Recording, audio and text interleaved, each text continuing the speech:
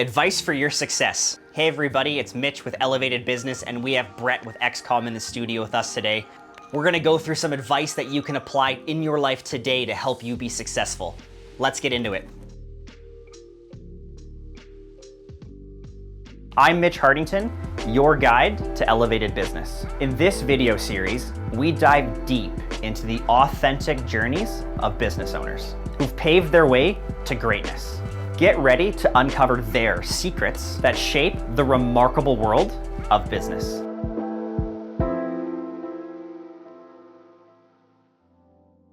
Hey everyone, welcome back to another episode of Elevated Business. This is episode 4 of our 4-part series, and I have Brett in the studio with me today. I really hope that you've had the opportunity to go and watch the first 3 episodes, because Brett has laid down some incredible nuggets of information for entrepreneurs, for founders, for people who are interested in what life is like for an entrepreneur. And this episode is probably the one I've been looking forward to the most, because it's the capstone of everything. We're going to talk about advice. We're going to talk about things that you as the listener can actually take and apply to your life today to help you get out of wherever you are or just help you keep moving. So Brett, we're going to dive into this. We're going to try and get as many of these little tidbits of information out as we can, but let's start with just a really simple question. What was the best advice you ever got? Oh, wow. Yeah. That, I have to say, is probably an impossible question to answer. I'm going to try to distill it into some top favorite nuggets of advice. Top 5 favorites. Let's do that. And I think some of them really came through my own quest of looking for wisdom, where it wasn't necessarily handed to me from a parent or from somebody that's in my network. But I'm a pretty big fan of the ancient Greek Stoic philosopher bits of advice that float around. And there are probably the quote or the, who I attribute it to that I'm going to get wrong. So I'll say that it would have been somebody from ancient Greece a couple thousand years ago, but there's a few that I think come from that school of thought that really center around, gratitude for one. And there's one in particular that is something to the effect of: take an inventory of all the things that you have in your life right now that you take for granted and that are just around you and that you don't really think about or feel any sense of gratitude for. And then think about how much you would miss those things if they were gone. So that one is one of my top. The other one, and this is in Latin, but it's memento mori. I might be screwing that up. But it basically means remind yourself that you're going to die. And that's a bit of a bleak one to share with the audience, but it's really powerful. So to wake up and to recognize that this is all going to end, and that this is finite, and that every day really is precious, and it's up to us to fill it with whatever we value the most, and to be at the wheel of our lives. And I think that one, maybe that one for me is the most powerful, just in terms of how I think about my place in life and in time, and just really feel that appreciation and gratitude. Yeah, if you're not loving what you're doing and you're not laughing, then that's a big part of it. And I think even if you're not loving what you're doing, you can almost always be assured that it could be worse. Yeah. Now, there are cases where I'm sure that people are terminally ill or there's something really horrible that's happened, and it probably literally couldn't get worse. Mm-hmm. But for most of us, I think if someone's sitting watching this right now in the comfort of wherever they are, chances are it could be much, much worse. Yeah. So whatever you're worrying about and whatever you're thinking someone else has that you don't, just drop that and look around you and take stock of what you do have. Awesome. Next is, you and I, it was a number of weeks ago, we had a conversation around kind of the startup cycle, and you really touched on the word traction and why it's so important. So you had the ability right now to provide some advice to somebody who was kind of in that phase around what the word traction means and how to kind of get through that. What would you say? Well, thank you for bringing up traction, because I am passionate about traction, and I think that it is the driving force of everything that happens, at least with my clients who are early stage and sometimes high growth startups. So this is the classic scenario, is that I have new clients or people who are coming that want to work with Execom, where their first ask is they want help raising money. They're looking for investors. And we do place capital, and we do have a network of investors where this is a big part of what we do. However, I would suggest that it's probably close to 90% of the conversations that we have with our new clients and even existing clients is that you're not ready for investment. And that's not a bad thing, but it comes down to traction. And traction, for people who aren't familiar with the term in the business context, means that the business is moving forward in a productive direction. I think there's a good analogy that could probably be made just for our personal lives, where if you feel like you're successful, and this comes back to our earlier episode where how do we define success? I think traction is a really good success metric in life. If you are pursuing something that's important to you, and you're getting there, like you're actually better today than you were yesterday at whatever that thing is, that's traction. You're moving in an upward direction, you're producing results for yourself or for your business. And this is it, life, business. I think maybe I'm overly obsessed with traction, but I think the more of it that you're gaining, the better you're gonna feel about yourself, the more successful you are, and it's all about traction. It's all about traction. It's all about traction. So do you have one piece of advice for somebody who is like, how do I generate more traction? I do. I have lots of pieces of advice, but I think the most important starting point is to just take an honest snapshot of where you are right now. And I think an analogy that could be helpful is for someone who might want to lose weight.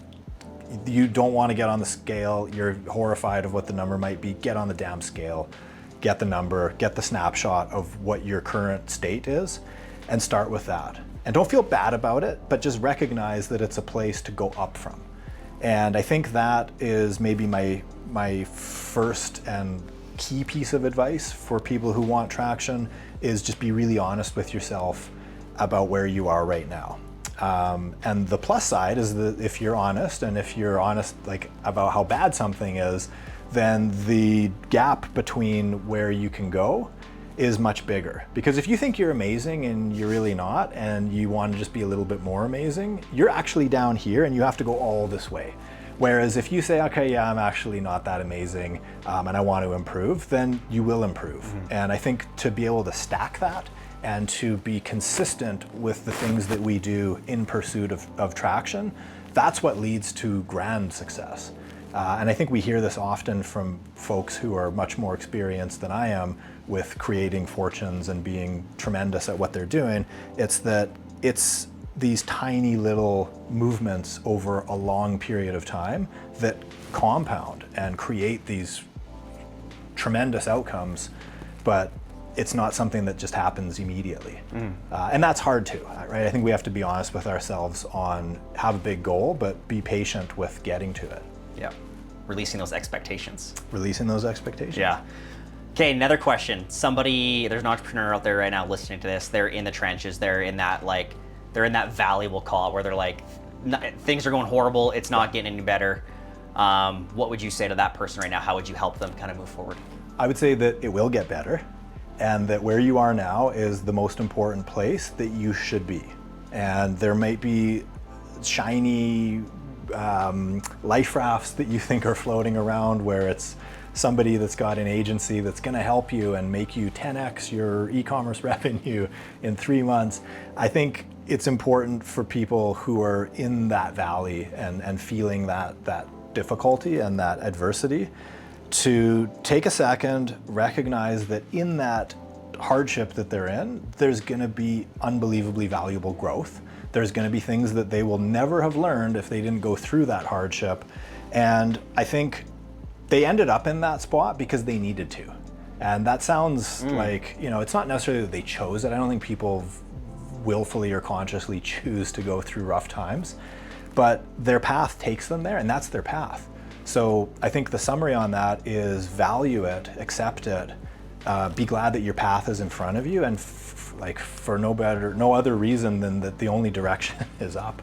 Only direct. Yeah, I can relate to that. That's where my biggest growth came from, was when I was at rock bottom in the middle of it, and I was like, what do I do? And then you just make that decision to kind of keep going. So question for you on that. When you were down in there, did you at any point question what you were doing and feel like, okay, why did I go in this path in the first place to try and start this business or do this investment strategy? Yeah, 100%.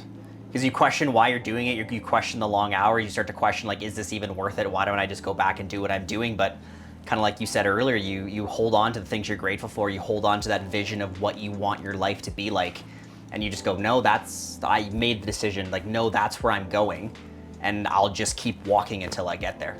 Like, every day, those little bits. I think you are drawing on something that's truly important for all of this, which is commitment. And we love coming up with grand ideas, and we love being creative, and we love falling in love. But things inevitably do turn into that valley where it gets tough. And I think that's where we get those tests, and often they're tests of commitment. And this is for the people who are trying to raise investment. I think what investors do, myself included, more than anything else, is try to gauge with a founder what their ability is to stay committed. And when things go very badly, are they going to be able to remind themselves of what the prize is and keep fighting towards that? And I would argue this isn't based on data sets that I can produce, but just from my own experience and from what I've seen around me in different business startup scenarios, I would argue that most of the failures, and this is a stat that people can look up, 90% of startups fail. I would argue that most of those failures are because of people giving up. They're because of people not being able to commit and to go through the suffering that's necessary. And I think the proof of this is that look around at all the products that we see in the world, they don't all need to be there. And I would argue a lot of them we could really do without. So there's bad products that become very successful.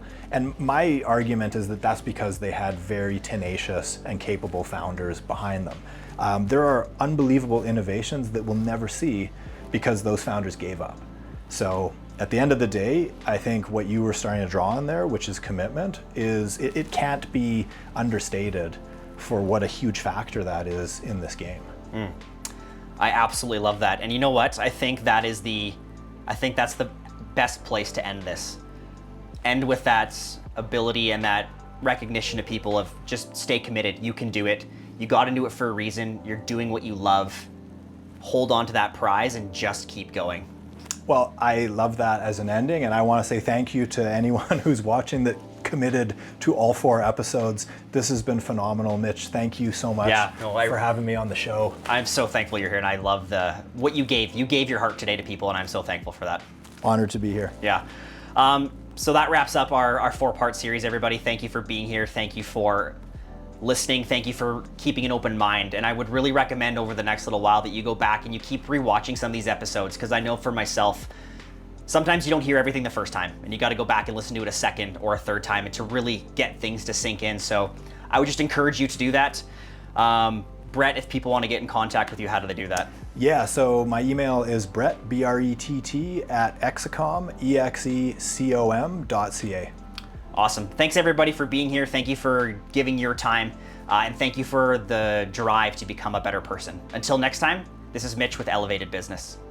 That's a wrap for today's journey into elevated business. I'm Mitch Hardington, urging you to turn inspirations into actions. Join me next time as we continue exploring the real stories of entrepreneurs. Remember, the best is yet to come.